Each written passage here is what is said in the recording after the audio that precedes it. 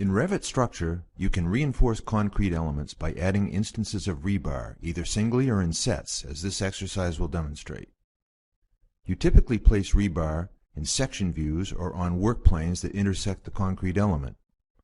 To add rebar, click the Rebar tool on the reinforcement panel, and then specify whether to orient the rebar parallel to the work plane, parallel to cover, or perpendicular to cover. Similar to creating an array of elements, when you place a rebar set, you can specify either the number of instances in the set or the spacing between instances, which will determine the total number of instances.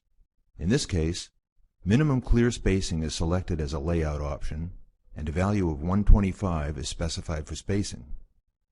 When you move the cursor over the beam section, you can see that the preview image of the rebar extends into the slab, but still respects the rebar cover, which is indicated by the green dashed line near the top of the slab.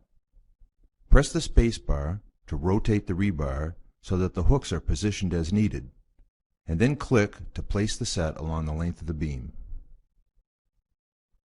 You can adjust the length of the rebar set by selecting it and dragging its shape handles.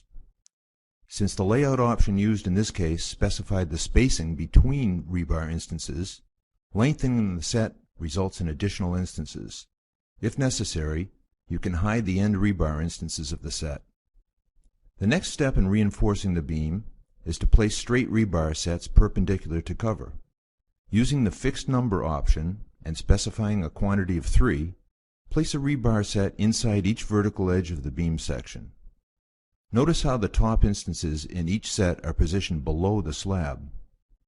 Select the set and lengthen the set span by dragging the shape handles. Now place 2 single instances of straight rebar to complete the reinforcement of the beam. And finally, adjust the lengths of the straight rebar to extend into the joined column and the structural wall.